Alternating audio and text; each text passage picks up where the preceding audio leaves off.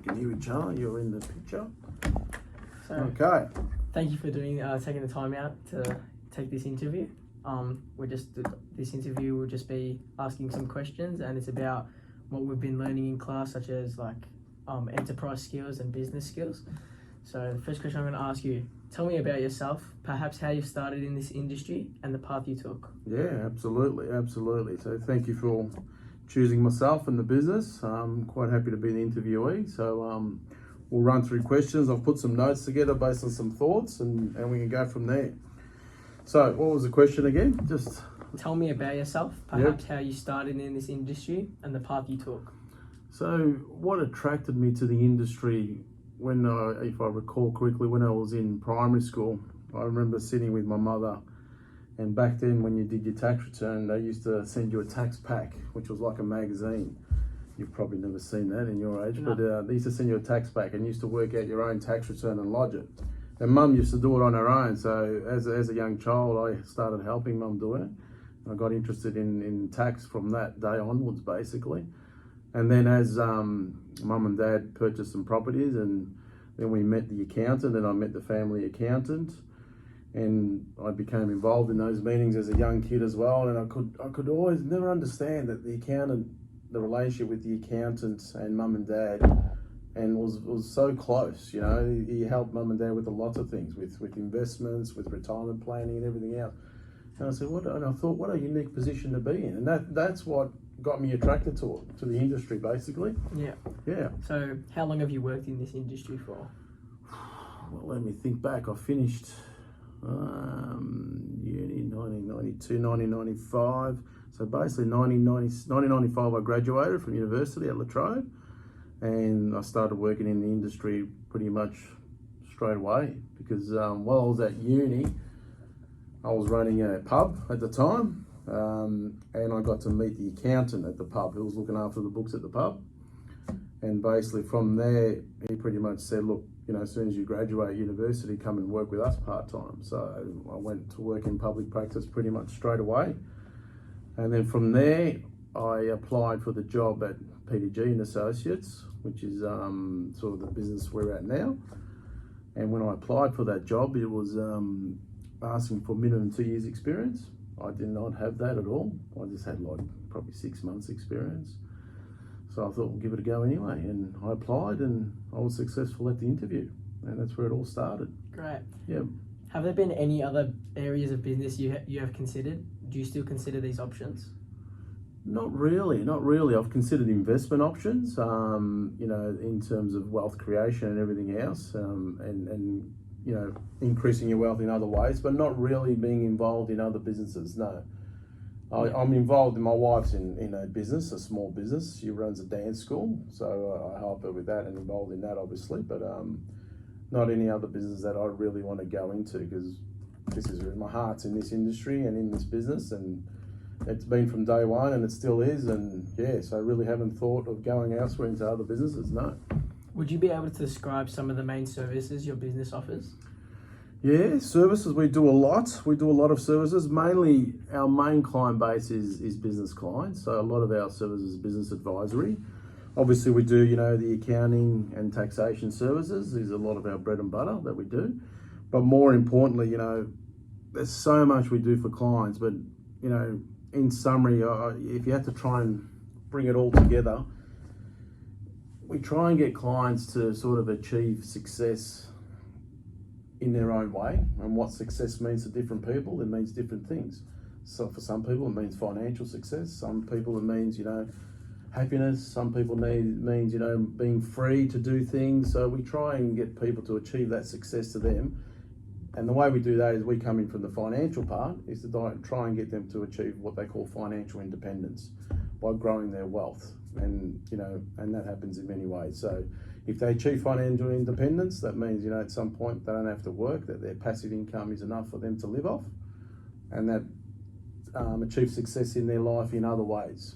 So that's a summary of pretty much what we do in a nutshell. We also, you know, we offer psychological services. We shouldn't, because when you're dealing with clients and you've got close relationships with them, you tend to get involved in a lot of their issues or challenges, being positive ones, negative ones, and you sort of, with your own experience in life and in business, and also with the network of people you surround yourself with, I tend to share that with my clients, and to help them through tough times and things like that, which is part of what we do as well, which is not strictly accounting and taxation services. So it's all part of that advisory role. Yeah, that seems like a big part of the business here, like trying to be close, like family with your clients. Absolutely. Like the relationship an accountant or a business advisor has with their clients is so unique. It's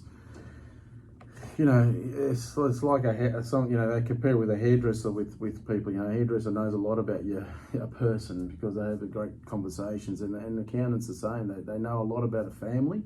They know a lot about their client. They know a lot about the husband, the wife, the children, the next generation, and not just financial. They get involved in a lot of aspects of their lives. So it is a unique relationship to have, definitely. How is your business set up? What structure does it fall under? Like sole trader, trust, private company? Yep. So we're a unit trust with what they have as a corporate trustee, basically, and the shareholders in the business, the equity holders, own units in that unit trust, basically. And that's how it's set up. What benefits have there been with starting a trust? Well, there's benefits in ways that you can basically, stream income to the equity holders, stream the profit. So, you have your sales, your less expenses and whatever's left over. The equity holders is a reward for their risk and reward in the business. And by having a unit trust, it clearly goes to each equity holder, and you can change ownership quite easily if you had to, basically. If one partner wanted to get out and sell their share to someone else, that's quite easily done at the end of the day. Yeah. So it offers flexibility, a lot of flexibility. Yeah. On the flip side, what are some challenges that exist with starting a trust? With starting a trust, one of the challenges is, all the income in the trust needs to be distributed. You can't retain it, whereas with a company you can retain it. So that is one of the challenges that exists. But other than that, another challenge is a trust. When you're in it with other partners, it's you can't make a loss, because if you make a loss, there's specific tax laws that reduce your flexibility in the trust. So you want to make sure that you don't have a loss, which luckily with good management and everything else, we haven't had a loss since we started. So it's not an issue. So yeah, but there's not many other disadvantages other than what we just said. Yeah.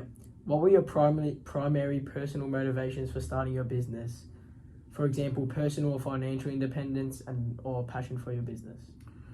Yeah, so I was an employee. So when I, as I said to you earlier, I left uni and I went into public practice, and then I applied at PDG and Associates after 10 years at PDG. So I started there in 96, and then in 2006 I sat down with my boss at the time. His name was Peter Gilbert. He was the founder of PDG and Associates.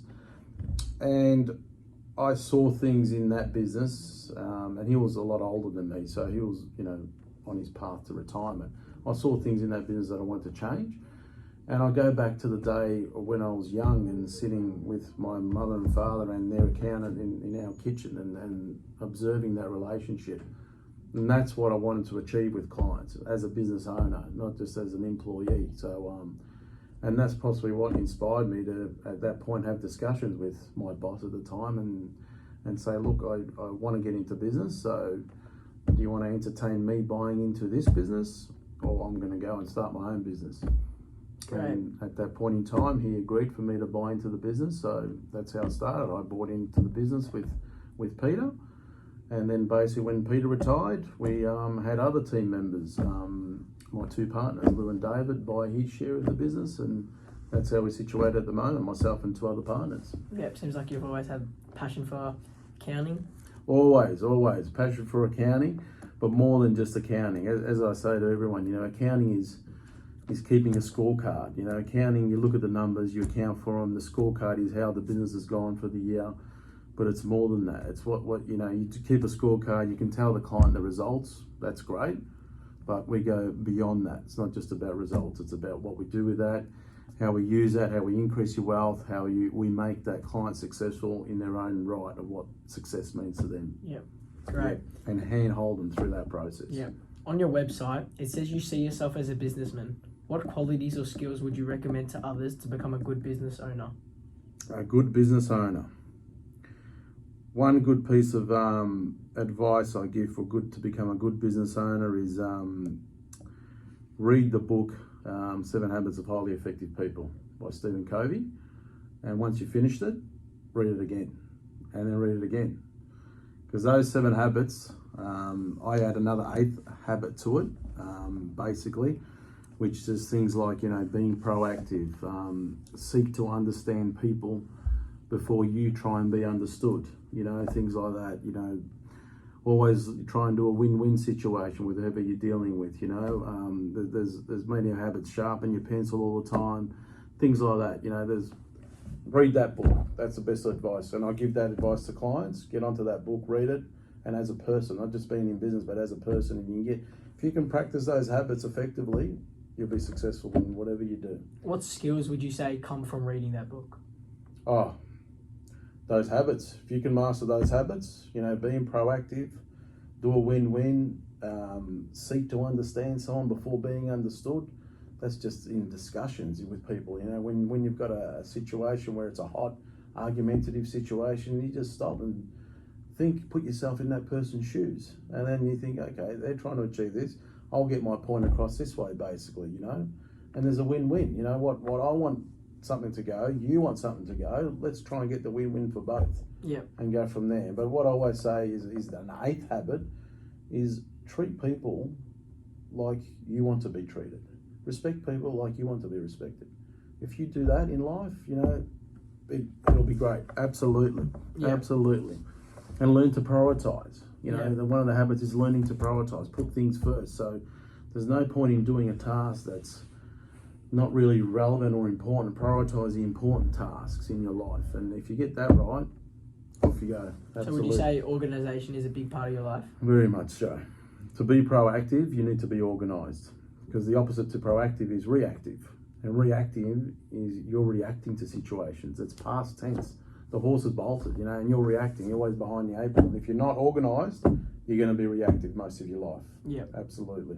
Did you have any second thoughts about certain decisions / aspects of your business?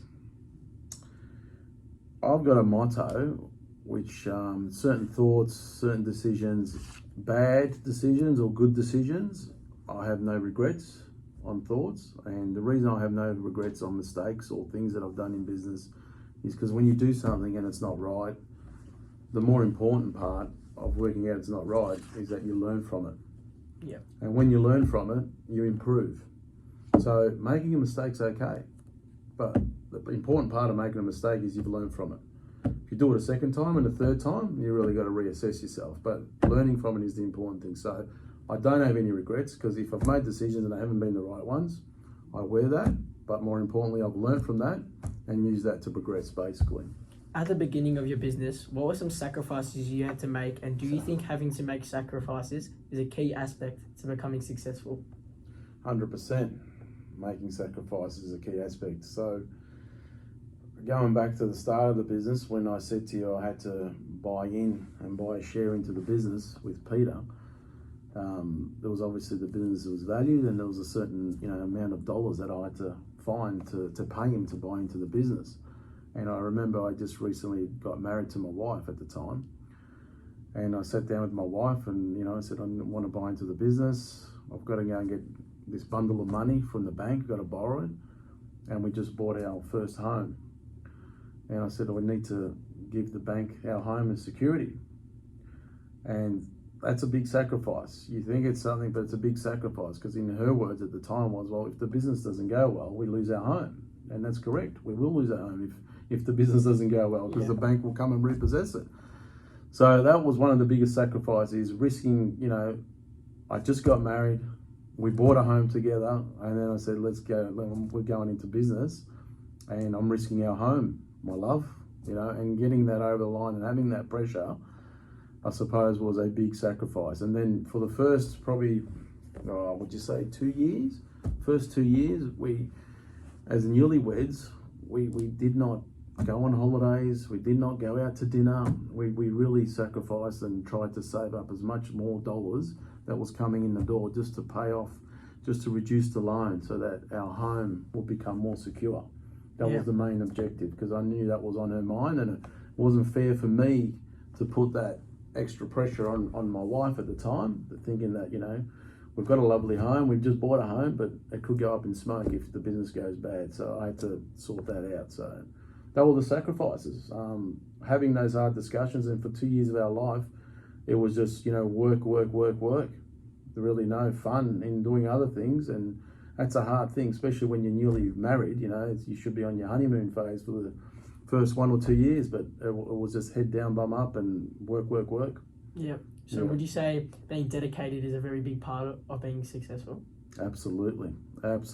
Dedication brings upon commitment. Commitment brings upon, usually you have commitment, you have objectives to achieve and everything else. So dedication is a big part of it, because not being dedicated and focused on something, you could easily do 10 things at 10% each, rather than 1 or 2 important things at 99% each, you know, and that's what dedication and focus brings. Yeah. Absolutely. How do you think your skill of leadership has helped boost sales of this business? Skills of leadership. So I think where it comes to leadership, it comes in from the way I look at it is it's something that we've sort of learnt over the years now in business, and boosting sale in our business is based on relationships, and a lot of the business that comes into the door here is via referrals from other clients, due to myself or my business partner, or sometimes the team members as well. And those skills of leadership come to due that when we have those relationships with other clients, being business clients, and I share the practices, the experiences of leadership with them, and when they've got an issue, you know, I use those leadership skills to help sort out their issues and sort it out within a network that you could easily sometimes, you know, help give them a solution by surrounding myself with a great network that I could just call on and say, you know, you need this type of help, I'll put you on to Xavier, he does this. I'll put you on to David, he does this. He'll come and talk, he'll come and sort it out, and off you go. So that leadership skills of trying to proactively manage all that definitely helps, because the next thing you know, that client's referring another client, and then that client's referring another client, and that's how we grow our business. Yeah, so you just said your client base is mainly like referrals. Would you say networking is a big aspect or skill? 100%. Massive aspect, especially in professional services. Networking is so important to draw upon different people, different skills, because you know when you deal with a business client these days, there's that many aspects. There's not just tax, there's estate planning, there's wills, there's indirect taxes, there's, you know, family succession, there's you know, purchasing property, wealth accumulation. There's that many aspects that if you haven't got that network, and the client says to you, I need a family law lawyer, or I need a property lawyer, and you say, I can't really give you a name, you know. Where are they going to go? They're going to go and ask somewhere else, you know. And but if as their accountant, we're their go-to. They come to us, I need this. Yeah, I'll get Xavier to give you a call. He does all that, boom, off it goes. That network is so important. How does your business integrate a level of diversity in the work culture, for example, employees or the environment? Employees and the environment, a level of, what was it? Diversity. That's a hard one. So we try and obviously be different, even internally in the culture. We try and ask our team, you know, what they want to change or what they see changes in the place, and we try and keep up to date with also other colleagues in the industry because of our networks, and we'll see what they do in the industry and everything else. And then, you know, I like asking the team. You know, we sit down with our team, you know, once every 12 months. Sometimes we try and sit down with every 6 months and say, well, what do you want changed there? You know, give us some ideas, and try and take those ideas on board and just roll them out, basically. Yeah. Absolutely. On your website, it states you deal with the same challenges and issues that confront many of your clients. Could you explain these challenges and strategies you use to overcome them? Okay. So a lot of the challenges that pretty much we've had is as a business owner, I've had as a business owner, because of a lot of our clients are business owners themselves. That's our main target market. So we face common challenges. So they can be financial challenges where, but they could be taking risk challenges, If they're taking a risk to acquire property or acquire something or borrow or something like that, we can share those experiences. Or it's the team, trying to find a good team. That's a challenge. That's been a challenge since COVID. Trying to get good team members and to fit the organisation has been a massive challenge. So that we share those experiences together, and positives or negatives, I still share them with clients. Even the positives. A lot of people just share negatives all the time, but you've got to share the positives. And I've found in just generally in life, if you're a negative person and you continually to be negative, people don't want to hear negative comments all the time. At one point, you'll just find your friends disappearing or colleagues disappearing because you're just a negative Nancy all the time. But if you're positive, full of energy, people gravitate around you, and you have that positive network, and it does such a difference. So try and share that with our clients and everything else, and that sort of works because they take it on board, and just through those conversations, it's great, and it's great to see them take it on board. Great. What are your company's goals? Company's goals. I think I wrote some of those down. Hold on, I think I did, because there's a few of them. Look, it's a lot of people say sales. I want to achieve this. I want to achieve that, but I break it down to saying, well, at the end of the day, the company goal, the business, because I know my goal is to have a happy, well-functioning, motivated team, because this business is based on the team. If I haven't got a good team to service clients, it can't grow at the end of the day. So I've got to look after that team, and if they're happy and they're motivated, they're going to look after clients just like I look after clients. So if I can get that achieving all the time, which we do most of the time, because we've had employees that have been here for 30 years, 40 years, so there's a longevity of status of employment, which is great. But if we can get that, then pretty much we can get new fees in the door through referrals and everything else, and the company just grows on its own. And more importantly, when our fee base grows, our team members grow with it. As I say to everyone, I don't pay you a cent. Clients pay you. That's what I tell my team members. I don't pay you a cent. If we show value to clients and we treat them well and we have those relationships that are really good relationships, they're happy to pay the fees we charge. The fees come in the door. We pay some of them to you as wages for your reward and effort, and the rest goes to the equity holders as a reward for the risk they're taking in business. And if those fees grow, everyone grows with the business. Have these goals changed from the beginning of your business? If so, how? Yes, definitely. I think at the beginning of the business, it was more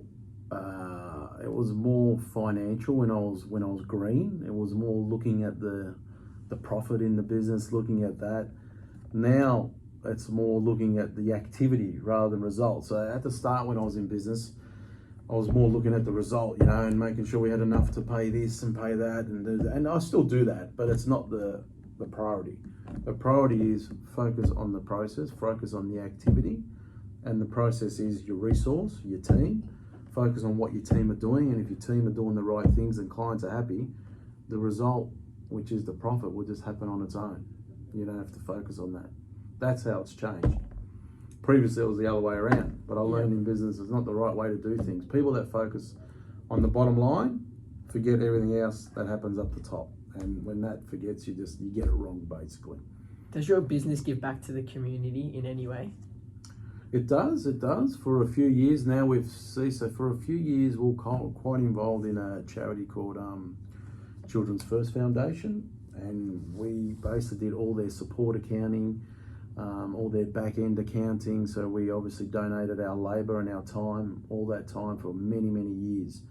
And then they grew to a very large organisation, and are a large organisation now. So then we pretty much stepped back. So for years we go back in that regards. Now currently, pretty much we support a few local clubs around the area through myself, my business partner, and via donations. And the other way we give back to the community is, it's not always about, again, profit.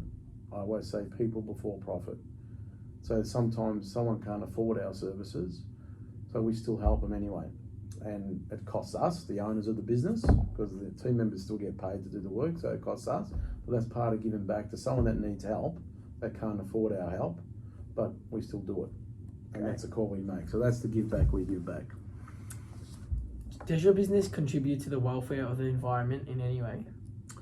The environment, that's a hard one. So I suppose indirectly we've been going paperless, so less trees are being cut for us. So that's one way, I suppose. So you're strictly digital?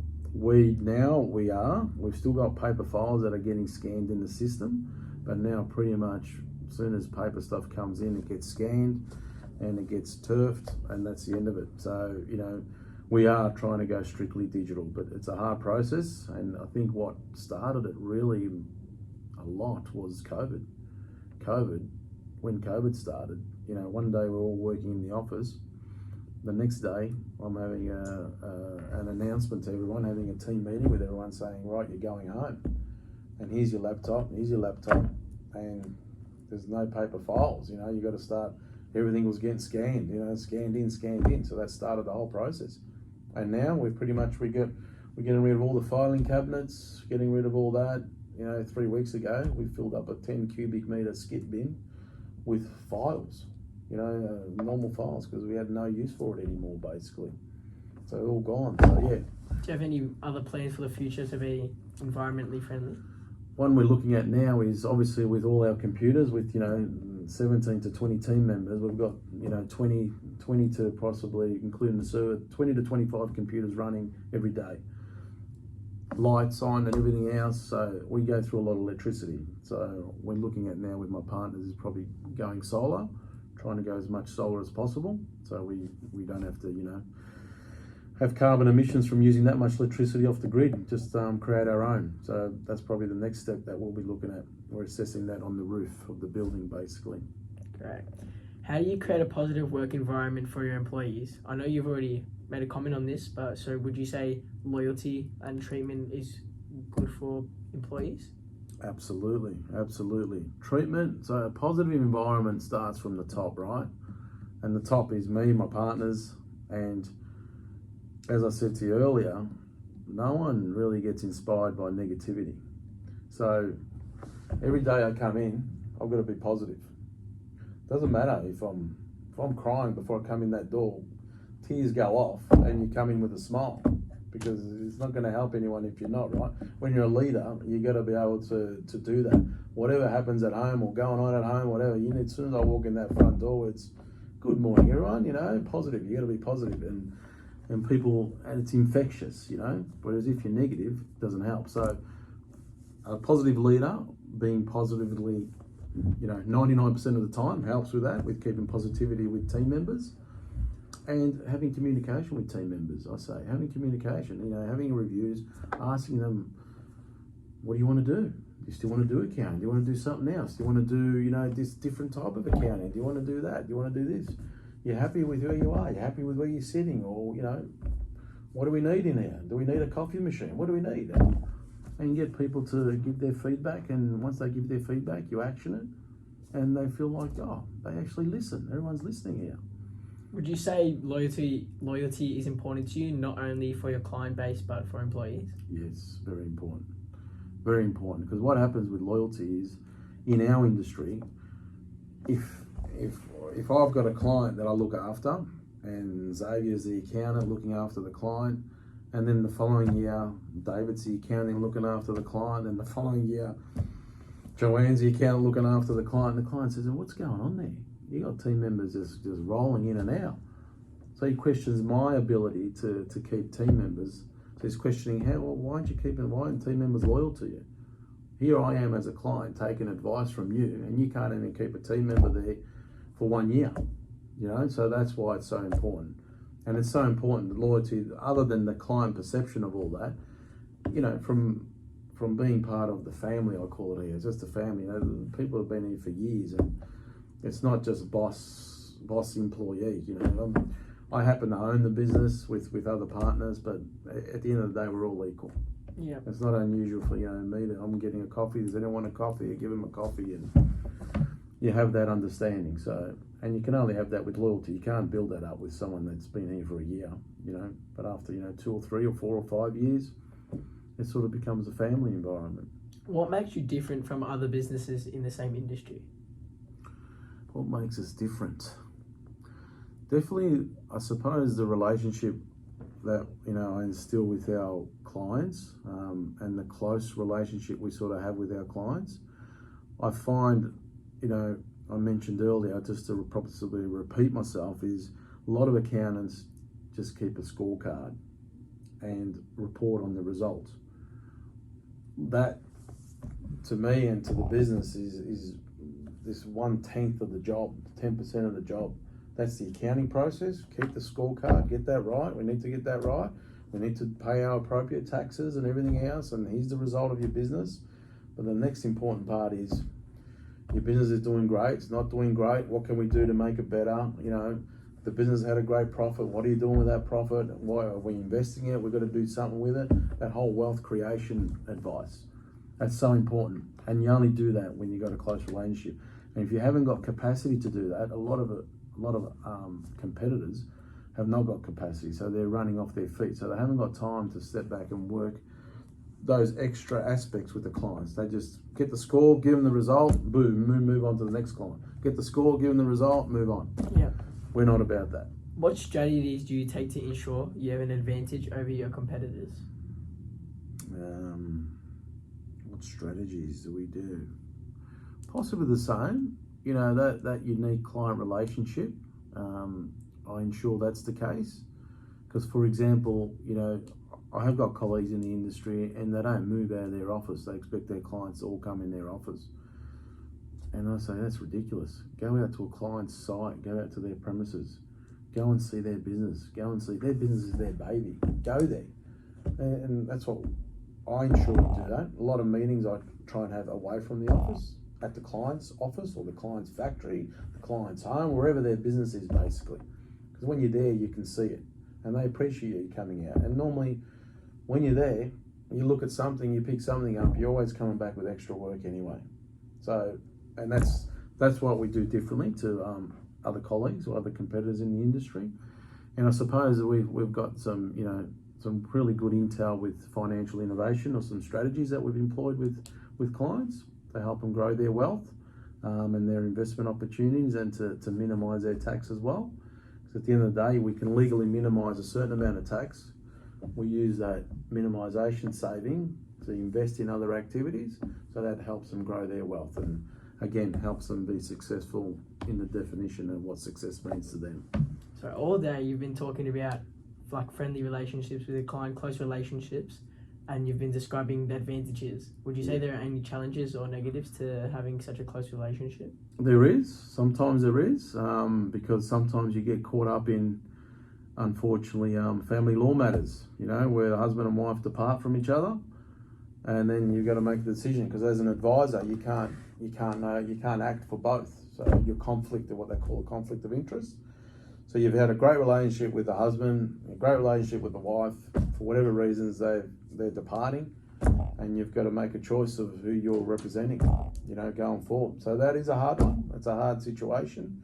And then you get dragged into, unfortunately, you go to, when it goes to court and everywhere else, you get dragged into being a witness into those scenarios, which is not pleasant. It's not pleasant at all, but that's just a fact of life at the end of the day.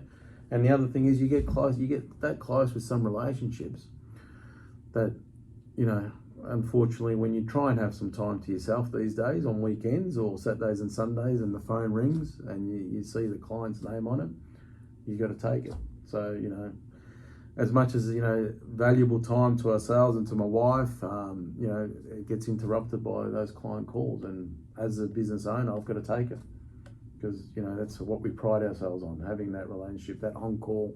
Because I'm thinking that client's ringing me because there's something urgent and he needs help with something, because he knows and respects my personal time.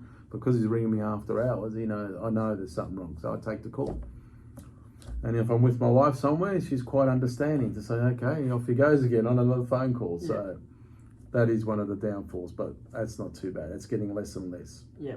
Once again, thank you for doing this interview and taking the time out. If you could give a piece of advice to your younger self when starting this business, what would you say and why?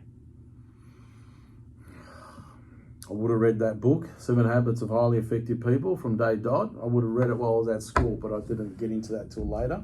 So that's one of the best pieces of advice I can give. Read that book, read it and read it and read it, and practice those habits. And one of the things I always say, you know, in a situation when you're down and out and you feel like this is terrible, you're down and out, you're upset about something or something's not going your way, and I always say just wake up or just have a think about there's always someone in this world that is worse off than yourself. So instead of being a victim of the situation and having a cry, having a whinge or complaining about it, there is someone worse off, much worse off than yourself. So get yourself up, sort out the problem, fix it, move on. Are there any certain enterprise skills or personal qualities that you would give advice to yourself or would want to say to yourself, your younger self? To my younger self, that would be one of them. So I learned that later in life. I didn't learn that at the start. That would be one of them, that no matter how bad the situation is, there's someone in a worse situation. So it's not that bad. So just get yourself together and fix it, right? That's definitely one of them. And the other one, again, is I'll go back to those 7 habits of highly effective people. You know, memorize those, live by them, and that'll help you in your personal life, in your business life. It'll help you generally overall. Thanks for doing this interview. Thank you. Good luck with it. Thank All you. right, no problem.